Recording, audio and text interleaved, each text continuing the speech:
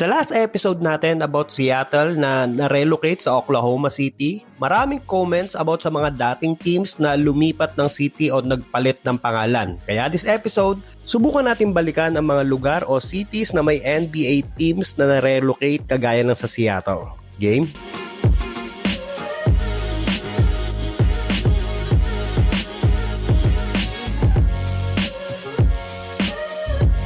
Unahin natin yung Vancouver Grizzlies. Nabanggit ko na to sa ibang trivia episode natin pero ulitin ko na lang.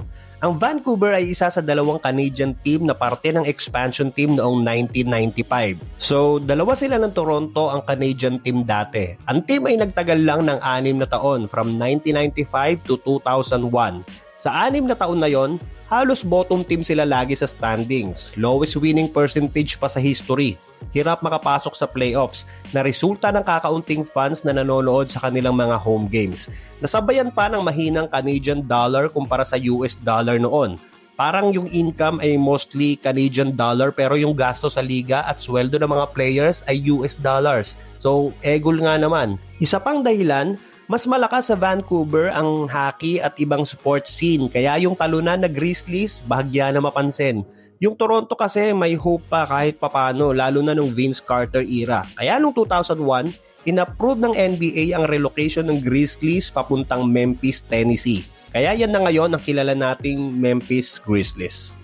Next, New Jersey Nets. Noong 1967, dati pa silang New Jersey Americans sa ABA pa noon. 1977 nang pinalitan ang name at naging New Jersey Nets. 35 seasons silang naglaro from 1977 to 2012. Pero noong 2012, inaprubahan ng NBA ang kanilang relocation papuntang Brooklyn. At doon sila naging Brooklyn Nets.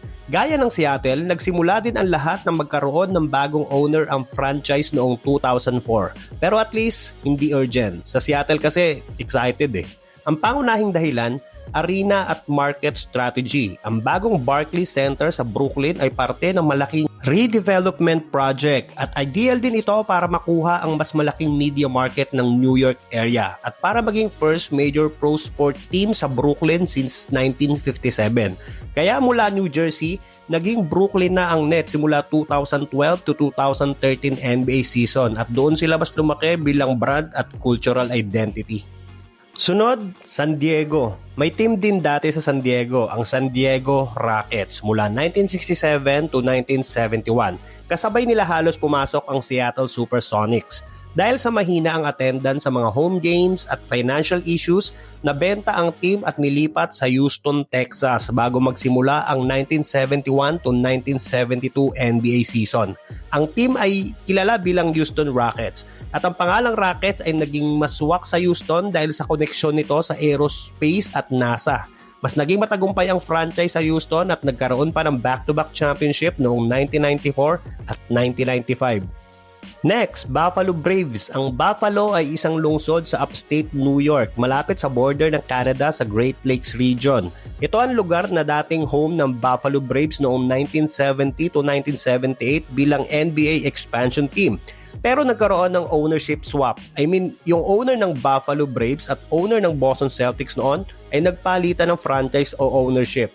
Parang laruan lang yung tinrade. Dahil yung owner ng Celtics noon na si Irv Levin ay isang native ng California at gusto niyang magmay-ari ng team na mas malapit sa kanya. Di niya siguro ma-relocate ang Celtics kaya pinag-interesan ang Buffalo Braves dahil ang Braves ay may mababang attendance at financial support.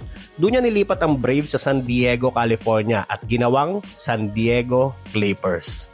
Pagkatapos ng pagkawala ng San Diego Rockets noong 1971, bumalik ang NBA sa San Diego noong 1978 nang ilipat ang Buffalo Braves franchise mula Buffalo, New York. O diba? May second chance din naman.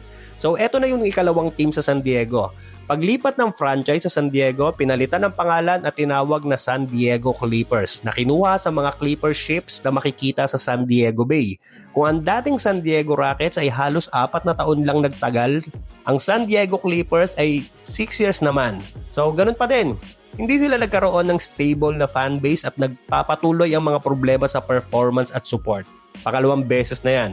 Kaya noong 1984, ang owner ng franchise na si Donald Sterling ay nirelocate ang franchise papuntang Los Angeles. Kahit sinubukan pa ng NBA na pigilan ang move na ito. Kaya na yung kilala nating Los Angeles Clippers.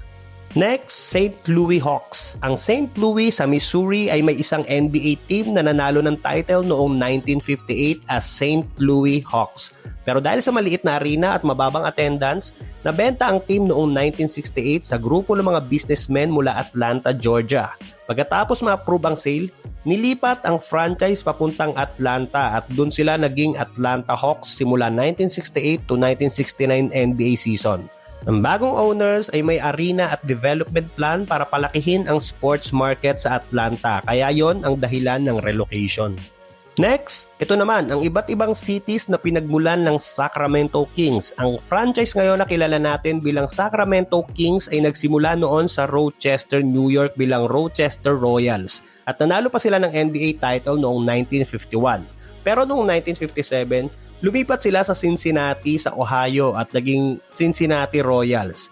At noong 1972, lumipat sila ulit sa Kansas City sa Missouri na nagkaroon din ng ilang mga home games sa Omaha, Nebraska. At pinalitan na yung name nila ng Kings dahil may baseball team sa Kansas na Kansas City Royals. So para hindi sila magkapareho, pinalitan yung team sa NBA ng Kings. At noong 1985, inaprobahan ng NBA ang relocation nila sa Sacramento, California, kung saan sila nanatili hanggang ngayon bilang Sacramento Kings. At last, Syracuse sa New York. Ang Philadelphia 76ers ngayon ay dating Syracuse Nationals, isang NBA franchise na nagsimula sa Syracuse, New York at nanalo pa ng NBA Championship noong 1955. Noong 1963, inaprobahan ng NBA ang relocation ng Nationals papuntang Philadelphia, Pennsylvania. Kasi yung dating team sa Philadelphia na Philadelphia Warriors ay na-relocate sa San Francisco para maging San Francisco Warriors.